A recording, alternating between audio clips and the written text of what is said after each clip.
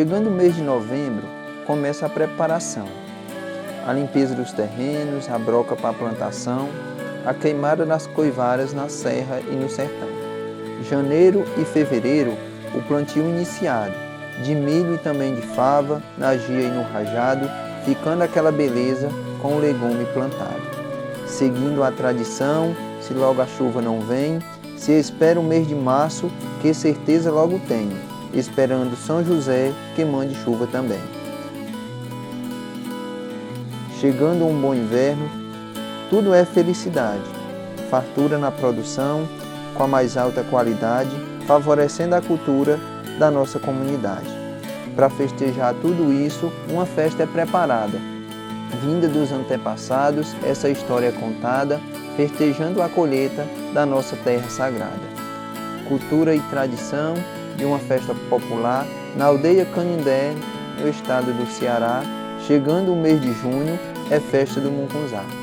Uma festa cultural, o povo se encontrar, comemorando a colheita da cultura do lugar, com comida e muita dança e história para contar. A festa do Mucunzá se tornou uma tradição. Já junta povo da serra, do litoral e sertão, no mês das festas juninas, pertinho de São João. A festa tem na essência a comida tradicional, feita à base de milho, a cultura principal, o anfitrião da festa registrada no local. A diversidade é grande, é gostosura demais, a gastronomia viva, com sabores especiais, que na cultura Canindé toda essa riqueza traz. Na aldeia Canindé, essa festa é consagrada. Toda a serra se balança, numa alegria danada, mostrando a gastronomia e a cultura sagrada. Canindé de Aratuba, chama ele que ele vem, para nossa Utorém, chama ele que ele vem. Bem que eu não queria vir, pra que mandaram me chamar? Canindé de Aratuba, vai até o dia raiar. Sou da etnia Canindé de Aratuba, né? Nasci e me criei aqui na aldeia. Já existia entre nós, desde o nosso antepassado, dos antigos, a gente já tinha esse momento de a gente estar se alimentando da nossa cultura, né? O primeiro momento que nós se juntemos, a gente começou nos terreiros, debaixo das mangueiras, né? Debaixo de algumas alpentes, né? Aniversário de uma pessoa que a gente fazia antigamente, a gente fazia, nascia uma criança, o que que nós fazia para oferecer os padrinhos, oferecer os visitantes que vinha para aquele momento do batizado ou de um casamento, o que nós fazia era fazer o aluá e fazia o mucunzá, que era o mais fácil de fazer, não tão mal fácil, era o que a gente tinha para fazer naquele tempo e oferecer. A primeira festa que nós fizemos foi na casa do Zé Vicente, né, que era na casa da Tia Nazaré. O segundo ano já fizemos na casa do Antônio Agostinho, né, que é uma filha do Zé Vicente. E era uma casa que já tinha costume já de fazer alguns forró em tempo certinho, São Antônio, São João, São Pedro. Cada casa dava um pouco do que tinha, o milho, o feijão, porco, a carne de porco, o mocotó de porco. E era uma alegria da gente se encontrar com os parentes da gente. A gente passava uma semana, às vezes, sem se ver. Aquele era o momento da gente fazer aquela brincadeira, contar história, contar piada. As pessoas da aldeia, da comunidade, que ajuda, né? Ajuda com milho, ajuda com a fava, ajuda a plantar o terreno, toda essa parte coletiva, né? Essa parte coletiva que faz com que nós, na aldeia, a gente avance as nossas experiências, né? Isso dizer que não é coisa de hoje, é coisa dos antepassados, coisa que ensinaram a nós. Desde da preparação da terra, a gente trabalha, muitos de nós trabalham junto, né? Trabalham, sempre ninguém vai para o roçado só com a família, sempre a gente troca dias para a gente limpar o roçado da gente, para fazer a planta, fazer a colheita, né? O caminho de si por ali. A gente ia, quando chegava na última casa lá, tinha um alto, lá a gente descia para descer direto pro rajado. Nesse tempo até os animais era difícil. Às vezes tinha época que um ia só, tinha outro que ia 2, 3 para colher aquilo ali, juntava para trazer. Às vezes a gente passava o dia todinho no roçado. O meu nome é José Clóvis, eu moro aqui na aldeia mesmo. Eu sou índio e a gente está dentro do movimento todinho, né? Sou Valdo Teodósio Alexandre da Silva e sou indígena, trabalho, ajudo na saúde e trabalho na agricultura. Aqui é rajado, se trata por rajado, né? Os agricultores velhos, segundo o meu sogro, seu Zé Joaquim, os pais do Zé Clóvis, eles trabalham tudo junto aqui. Dali daquele guarda-vento lá mais grosso acolá, subindo até no talhado, subindo para com essa pertenção aqui, ele liberou para mim trabalhar. Eu comecei a trabalhar desde o tempo de 5 anos, né? Eu já trabalhava, mas meus pais sempre eles já diziam que esse terreno aqui do Rajado, aqui cada cal tem a sua herança, né? Porque foi morrendo eles e foi ficando a herança de cada cal deles, né? Eu vou começar logo daquele tupete acolá, que acolá é o cabeça do vento, viu? Acolá era a capoeira do Quinca, viu? Ele começou a trabalhar lá, fez o primeiro roçado foi acolá, né? Mais ali em Riba tem o do meu padrinho, que era Luiz Soares, né? Já a capoeira dele já chama o quê? É a entrada que vai para o Saco da Onça, né? Dali é que divide lá para Gia. Mais ali em Riba chama a capoeira do Chico Joaquim, né? Porque aquilo ali, aquela área que ele trabalhou ali, é o caminho que sobe lá, que vai lá por Dregal, né? Ali, aquela capoeira que tem aquele talhado ali, aí ele é onde trabalha o finado Zé Brode, né? E mais em Riba se chama a do Pedro Francisco dos Santos, que era o meu pai, né? Justamente ele trabalhava aqui nessa área ali. Aproximadamente novembro a gente começa a preparar. Porque as brocas são feitas, quando quem vai broca ali até julho, agosto, já começa a brocar. E o de estoque a gente faz nesse período que eu falei. É porque a de estoca, ela é mais simples, né? Você vai destocar de enxada, né? Que é um matinho mais leve, né? Mais pouco, né? E a broca não, porque você entra numa área de terra dessa daí, fechada, né? Aí você vai ter o quê? Você vai ter muito trabalho, a despesa é maior, né? De você brocar, porque você vai derrubar muito pau, né? Aí depois você passa derrubando tudo para depois você passar rejetando com a foice, né? Em riba, né? Aí leva mais trabalho, né? Mais difícil, né? Aí quando é dezembro a gente vai começar o plantio, né? Mas a gente tem que preservar a natureza, que é a terra, o planeta Terra, que é alimento. Do jeito que a gente precisa de alimento, a terra também precisa. E ela quer que seja adubada. Eu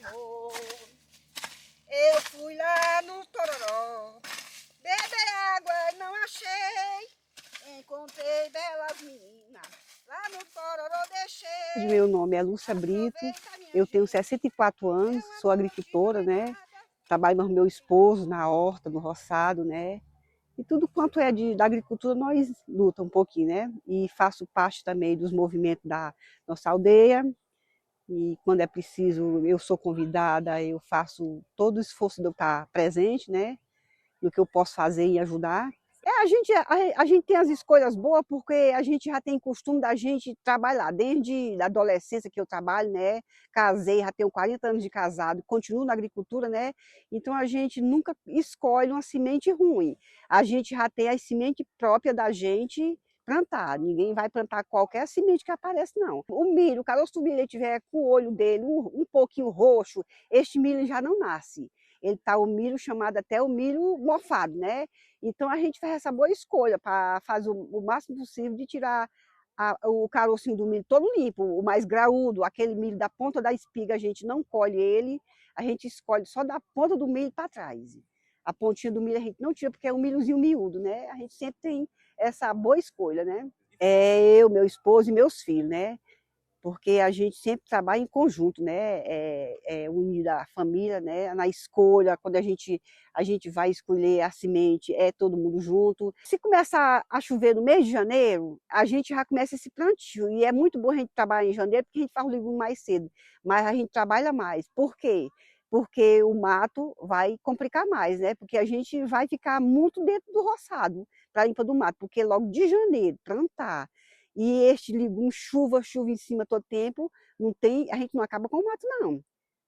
E aí a gente planta em janeiro, mas o bom é quando a gente planta mesmo em março, porque a gente trabalha mais pouco. A gente faz o de estoque, né, cedo aí do ano, para plantar em janeiro, mas o bom é quando a gente planta mesmo tarde mesmo, porque a gente trabalha mais pouco, né? A gente tem esse prazer, esse gosto de estar trabalhando, porque a gente sabe que a gente está trabalhando para a família, né? A gente está trabalhando uma coisa que é para a gente, né? A gente não se sente desanimada, a gente só se sente com as esperanças, né? Boa da gente ter o bom cultivo.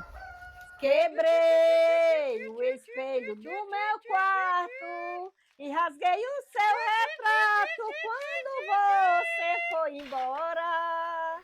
Não sei se fui certo ou foi errado, mas fiquei contrariado e joguei a chave fora. Joana da Silva Barroso. Sou filha de Maria de Nazaré Bernardo da Silva, José Barroso da Silva. Eu levava minhas filhas. Teve a primeira eu levei com 2 anos de idade para roçado, né? Levava os paninhos dela, a mamadeira cheia de leite. Lá, como era um alto, que nem essa parede, cheio de mamona, a gente fazia uma barraquinha debaixo e deitava ela, né? Não tinha medo de cobra, dessas coisas. E deitava ela e a gente começava a quebrar a mamona, muita mamona e milho, né? Aí, quando a gente estava mais distante dela, a gente passava para ir botar ela mais para perto da gente. E assim vindo as outras meninas, e eu ensinando no tempo de 7 anos, quando ela estava nessa idadezinha avançadazinha dos 7 para os 8 anos, eu levava elas para o roçado e tinha que limpar mato, tinha que apanhar, o que eu fizesse no roçado, elas também tinham que fazer. E hoje, se eu disser assim, Denise, você vá lá no rajado, quebra uma colada de milho para mim, ou apanha uma fava que eu quero fazer um mucunzá, um mexido, ela vai, né? Por que ela vai? Porque ela foi acostumada com nós, comigo e o pai dela, né? Quando a espiga de milho a gente já sabe que tá boa para quebrar, é quando a paia ela tá toda já seca, né? Aí empurra a faca aqui na espiga, no começo da espiga, né? Aí vai rasgando assim, né? Assim, despaiando, quebrando e botando lá dentro do saco, né? Aí terminou. Quando terminou, a gente se ajuda as outras pessoas a fazer o mesmo processo no outro roçado do vizinho. Quebra ali mais e passa com mais um tempo, a gente vai quebrar o milho, os arroz. Vamos moer o milho no moinho. A gente quebra aquele milho, aí desbuia e vai fazer o pão, né, no moinho. Aqui no pé, gente. Peraí. Bicho brabo. Olha. Me chamo Hildelene, sou indígena do povo Canindé, de Aratuba.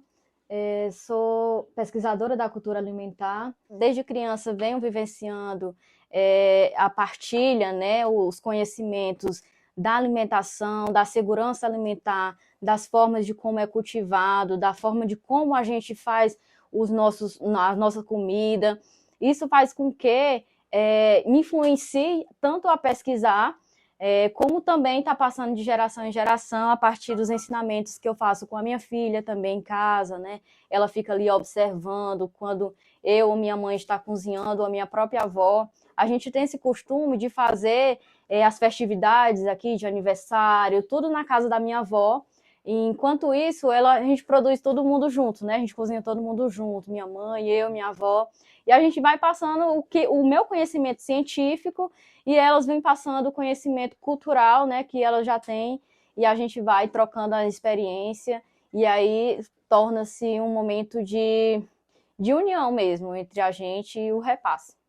A festa do Mucunzá, ela vem relacionada desde os saberes da agricultura, né, que vem passando dos nossos pais, avós, e isso traz com que essa relação ela seja um objetivo para que seja celebrado, né, e seja vivenciado com todos os processos da alimentação, do cultivo. Isso faz com que as pessoas estejam nesse momento junto, né, para estar passando de geração em geração cada ensinamento. Isso nos aproxima, né, nos deixa mais unidos para que a gente possa estar trabalhando coletivamente, não só trabalhando, mas também vivenciando, conversando, trocando as experiências do dia a dia.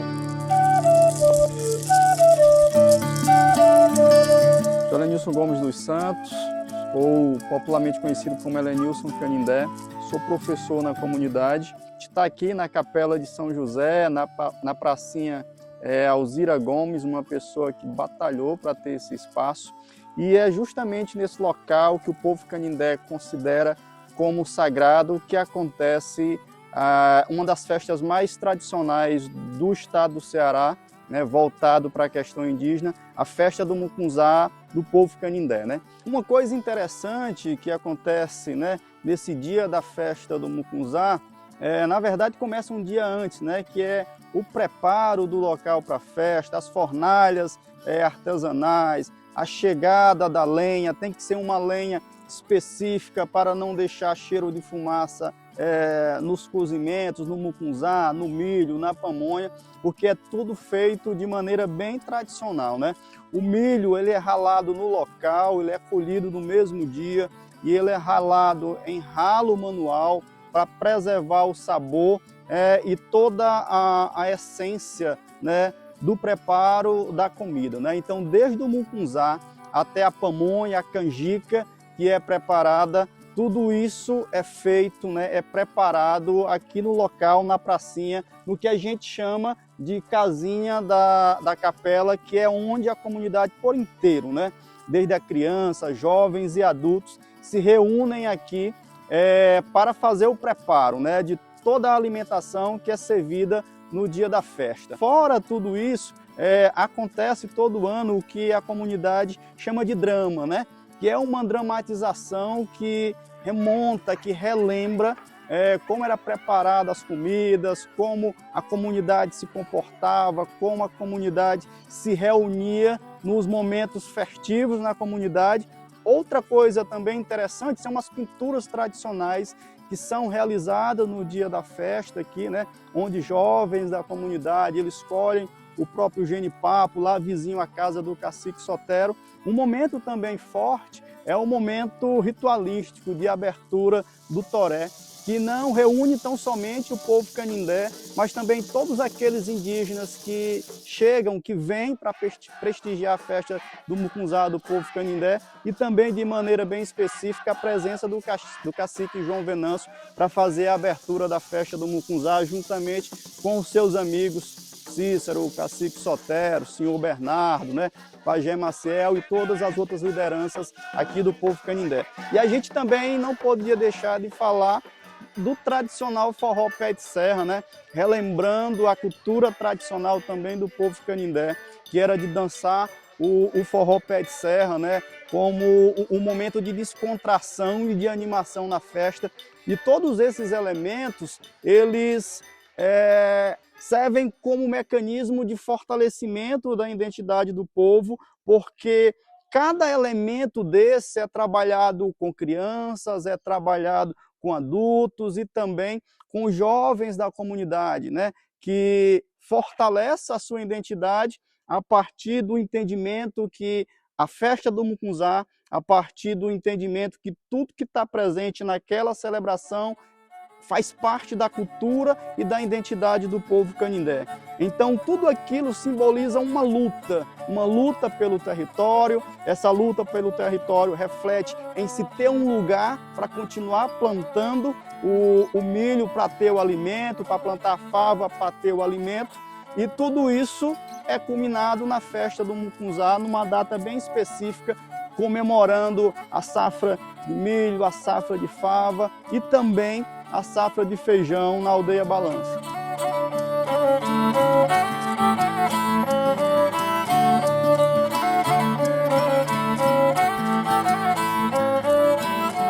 A festa do Mucunzá era só porque ela começou de pouco, e do pouco foi muito, e hoje ela está bem, ela tem um grande significado para a história do Mucunzá, né?